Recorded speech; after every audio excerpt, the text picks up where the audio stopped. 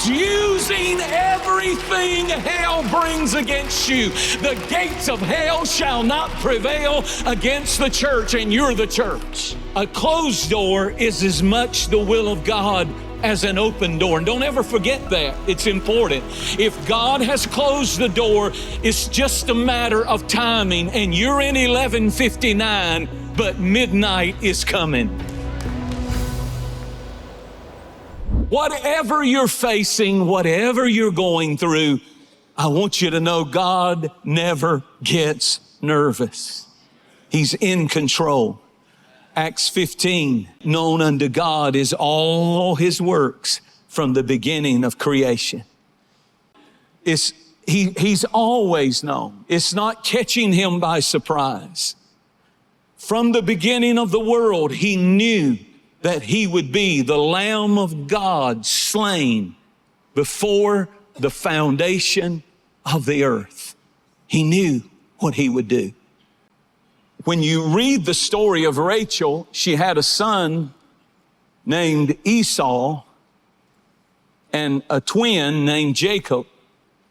Jacob would become the father of the 12 tribes of Israel. But Esau fell in love with a Canaanite woman that worshiped other gods, and the mother said, if my second son Jacob, or the second born in the twin situation, if he marries a Canaanite woman, I'd rather be dead. Have you ever read that? That one that he married has so driven me crazy that if my other one marries a crazy woman like that worshiping devils, I just can't handle it. Watch God. So Joseph gets a dream from God. His brothers get jealous. They rip the coat of many colors off. Favor was all over him, and they despised them. They dug a pit, or one was already there, and they threw him in the pit, sold him to the Ishmaelites. But God knows what he's doing. Even with injustice, thrown in a pit, thrown in a prison for 13 years for a crime he did not commit. God knew what he would do with every injustice, every attack. That's why when you get mad at flesh and blood, you're forfeiting your blessing. But if you'll say, vengeance is mine, saith the Lord, he will repay, he'll bless you, and he'll take care of your enemies too.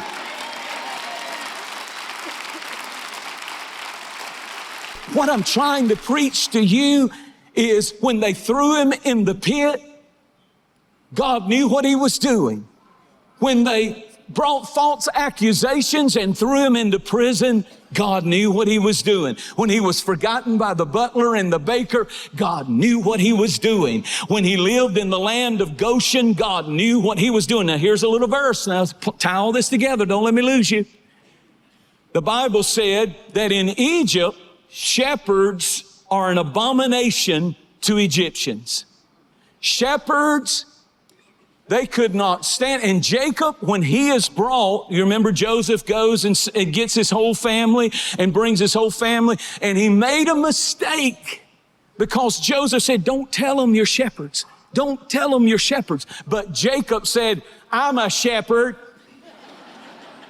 And so the Egyptians cut them off, and Pharaoh still wanted to bless them. So he said, I tell you what, y'all are an abomination. We don't like you sheep people. We're beef cattle and all that. We don't want the mixing, and we don't want our daughters marrying your daughters. So y'all stay over there in the land of Goshen. And Pharaoh said, here, give every one of you boys, your brothers and your dad, their own ranches. Read the story. So now for the first time, you've got this gathering, and they stay there and they stay there, and another Pharaoh comes. God knew what he was doing when they fell out of favor, and then they went into Egyptian bondage, and the more they married They married the girls that were in their group because they didn't mix the two. Do you understand what I'm saying? God was building a nation, and the Bible said that when the second Pharaoh came and he was evil and he was mean, the Bible said the more they afflicted them, the more they multiplied.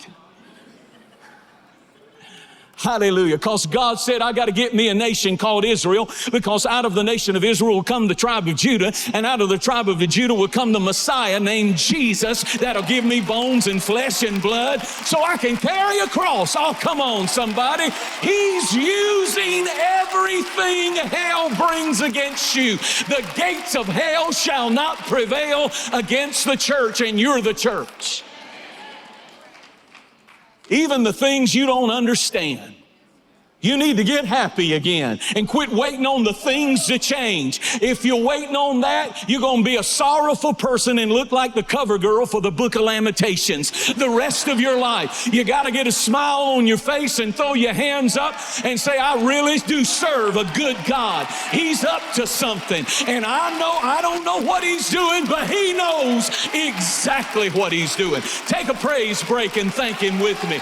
You don't have to go through a trial in sorrow. You don't have to make every day the mully grubs. Get up and say, this is the day the Lord has made. I will rejoice in it.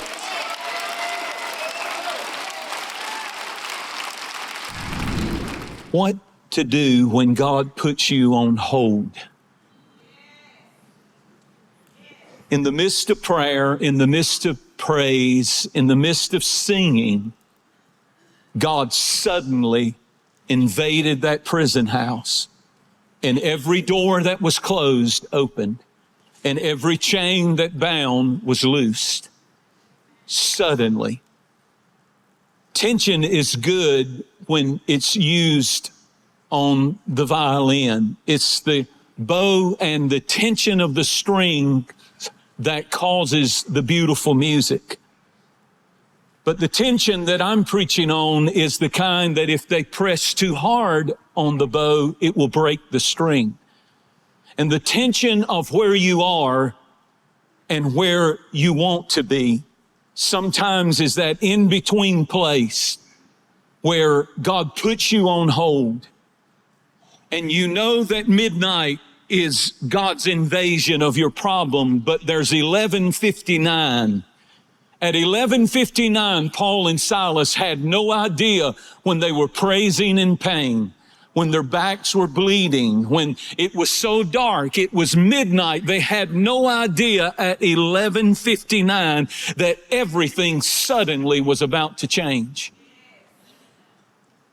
And that's what I'm preaching on. When God has you on hold between the 1 minute away from a breakthrough, 1 minute, there's always a timing to God's miracles.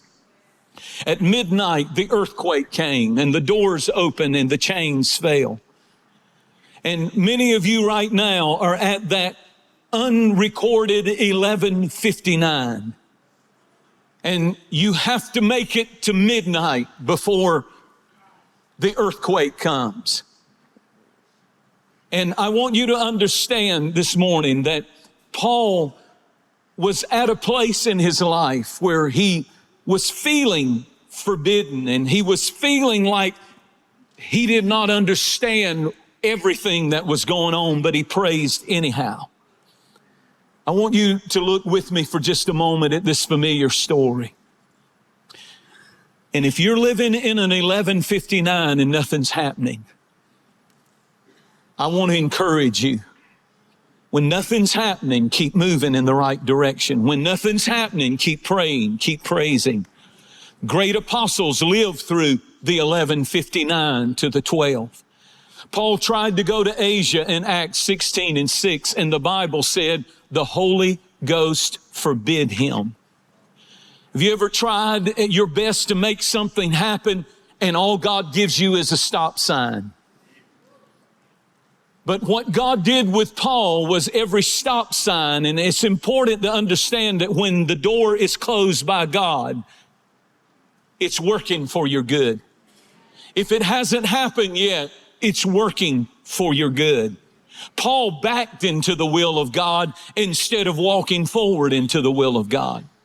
He was forbidden from going where he thought he was supposed to go by now. And God said, no, it's not time.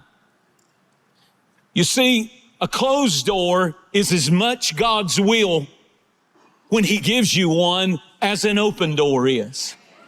If the door's been closed and it has not happened, and you keep saying, I can't wait till I get in the will of God, a closed door is as much the will of God as an open door. And don't ever forget that. It's important.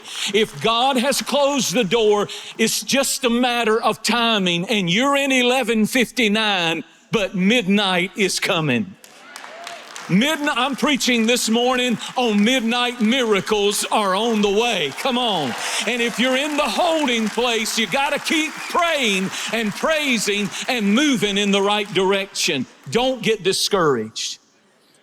Little did he know that 4 verses later, God would give him a vision, and he would see a man in Macedonia saying, come here, we need help. And when he got there, this is where this story is centered that I just read out of the Bible.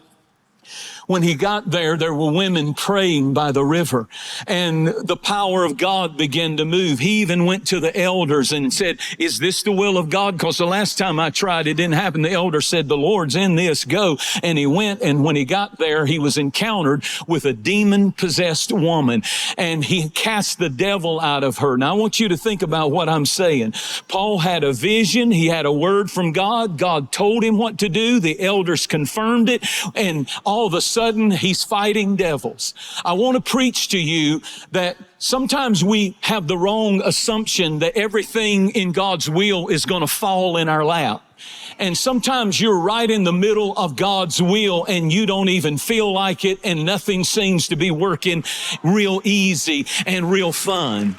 Nothing happened like he saw it in the vision. He saw a man, but when he got there, there were women praying by the river, no man.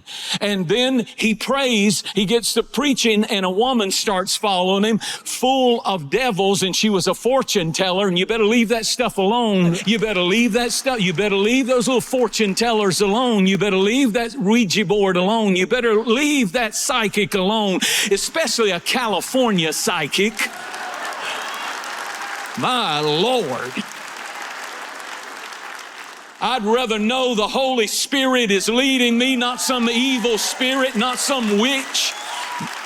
I don't need that. I've got the Holy Ghost. Hallelujah. And he knows how to lead me and guide me into his will. And if he says I close the door, I say I'll stand here and praise in my 11:59, because the door's going to open at 12 o'clock right on time. Somebody praise him.